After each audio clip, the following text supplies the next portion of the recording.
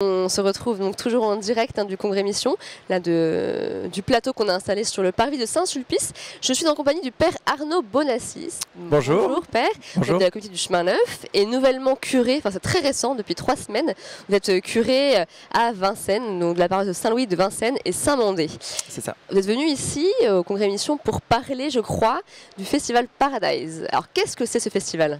Alors vous savez que chaque année, l'été, il y a un festival qui est organisé à l'abbaye d'Hautecombe. C'est un site vraiment merveilleux. Certains disent que c'est la 8e merveille du monde. Oh. C'est possible. Un peu présomptueux. Non mais venez voir, vous verrez. Et dans cette très belle abbaye qui est au bord de ce lac avec les montagnes derrière, nous avons un festival où on a essayé de rejoindre le maximum les jeunes aujourd'hui en s'adaptant à la réalité du lieu. Le lieu, beaucoup nous disent, mais c'est le paradis ici, donc c'est pour ça qu'on a mis ce titre, qui est un peu présomptueux, lui, vraiment. Mais Oui, Welcome to Paradise. Welcome to Paradise. Donc voilà, Welcome to Paradise, je vous le souhaite. Et donc ce festival s'est adapté à la réalité du lieu, avec le lac, la montagne, cette abbaye qui a 1000 ans. Et donc, c'est un vrai festival de prière, de vie chrétienne, à la fois en profitant du cadre exceptionnel. Donc, concrètement, transport en continu, un lieu de formation avec 7 conférences en continu sur une semaine, avec un festival à la carte où on choisit son programme, une école de prière si on veut aller passer une matinée de désert avec une messe dans une grotte, de l'adoration en continu, les transports, donc via ferrata, ski nautique, parapente, enfin transport dans la mer à la fois avec le lac et la montagne, et puis toute cette dimension de formation avec ces workshops en continu. Et des endroits de convivialité avec le bar du Kawako, qui est notre nom du bar dans les différents lieux de la mission jeune du Chemin Neuf. Et puis le lieu du cœur à cœur, qui est vraiment le lieu aussi spirituel où les jeunes peuvent rencontrer des prêtres, vivre un accompagnement spirituel, vivre l'école de prière dans le cadre du festival. Donc un festival très à la carte, dans une formule qui rejoint les jeunes, qu'ils soient très très croyants ou pas du tout.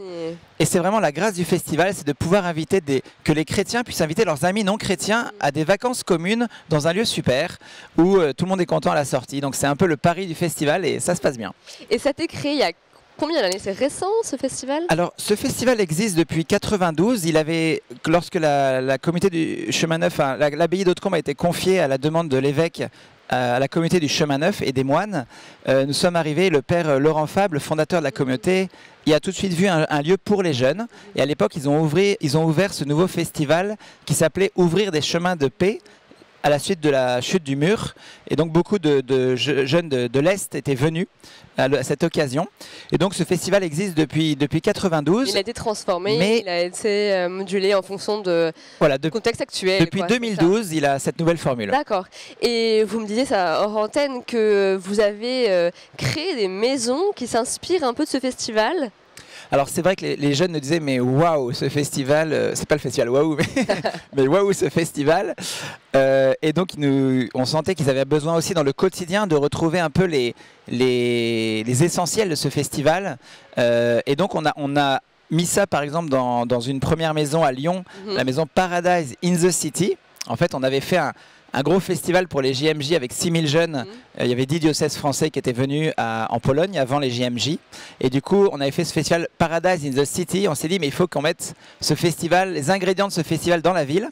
Et donc, on a créé cette maison qui existait déjà, qui c'est un foyer étudiant avec beaucoup de propositions, où on a donc une chapelle avec l'adoration en continu, un café, le Kawako à nouveau, des sports où on propose 3 fois dans la semaine de la danse pour les filles, du foot, ou d'autres activités, et puis des conférences une fois par mois, des grands intervenants. Donc tous les ingrédients du festival se retrouvent dans cette maison et se développent dans plusieurs maisons. Donc là à Lyon, il y a aussi d'autres lieux. Alors à Lyon, et ça se développe en Pologne, dans les différents lieux où la communauté est dans 30 pays. Et donc les missions jeunes dans les différents pays développent des maisons Paradise aussi. Ok.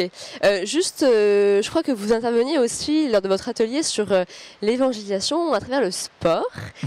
C'est une belle mission, ça. Ça veut dire quoi, évangéliser à travers le sport? Alors, vous savez, j'ai rencontré pendant mes vacances, qui n'étaient pas très longues, mais à Hendaye, j'ai discuté avec quelqu'un qui partait le lendemain. On jouait au volley ensemble, je ne le connaissais pas. Et il me dit, tiens, je pars le lendemain, je suis de Décathlon et je vais monter Décathlon, développer Décathlon au Mexique.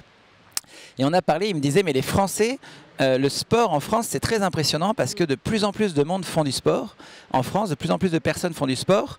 Et c'est vraiment quelque chose qui se répand un peu dans la culture des magasins Decathlon qui font fureur dans leur façon de donner le sport à tous.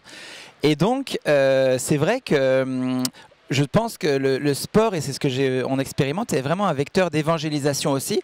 Comme l'était le patronage, le sport est un lieu où on peut vraiment rencontrer d'autres non-chrétiens à travers beaucoup de propositions. Donc, je vous donne quelques exemples. Par exemple, à Lyon, il s'est développé le Run in Spirit, toutes ces courses qui se font partout, où des chrétiens et des non-chrétiens rejoignent une dynamique chrétienne dans le sens de la motivation de la course. Ou bien, moi je vous dis, à Lyon, il y avait les filles qui faisaient du fit and dance le lundi soir, tous les lundis soirs. C'était sous fond de louange? Comment Alors, ça se passait? fit and dance, c'est très simple. Déjà, je connais peu parce que c'est interdit aux hommes, c'est que pour les filles. Donc c'est entre elles, mais je crois qu'elles ont été très contentes. Et donc, c'est un espace où elles pouvaient se retrouver dans un gymnase, danser dans Zumba, fitness, d'autres réalités. Et puis, elles finissaient effectivement elle prenait des chants de louanges de Planet Shakers, Hillsong, Young and Free et d'autres, et elles dansaient sur des chants de louanges, et donc elles avaient des amies non chrétiennes qui venaient aussi. Donc je pense qu'ils participaient à cela. Donc j'ai beaucoup d'exemples comme ça. Je pense que le sport est un moyen pour nous aussi. On en parlait justement avec Arnaud Beautéon à travers cet atelier où il disait mais dans le vestiaire n'est pas du tout laïque. Tout le monde dit sa foi et le partage simplement dans les vestiaires. Mais les valeurs aussi du sport peuvent aussi aider ça.